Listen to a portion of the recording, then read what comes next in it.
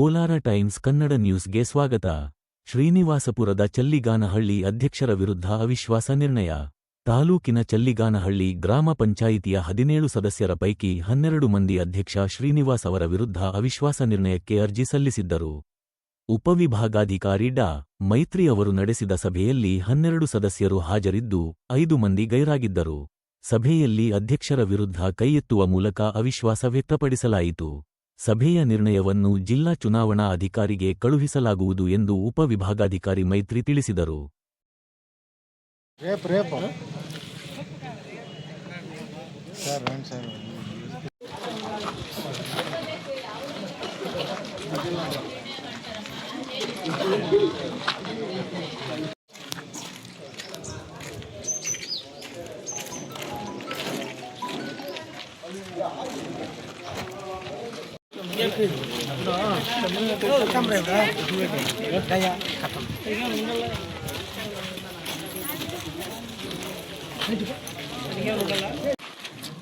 ಇಪ್ಪತ್ತನೇ ತಾರೀಕು ಡಿಸೆಂಬರ್ ಈ ಪಂಚಾಯಿತಿಯ 12 ಜನ ಸದಸ್ಯರು ಇವಾಗಿರುವ ಅಧ್ಯಕ್ಷರಾದ ಶ್ರೀನಿವಾಸ್ ಅವರ ಮೇಲೆ ಅವಿಶ್ವಾಸ ನಿರ್ಣಯವನ್ನು ಮಂಡಿಸಿ ಅರ್ಜಿಯನ್ನು ಸಲ್ಲಿಸಿದ್ರು. ಅದರ ಪ್ರಕಾರ ಇಂದು ಸಭೆ ನಿಗದಿಯಾಗಿತ್ತು.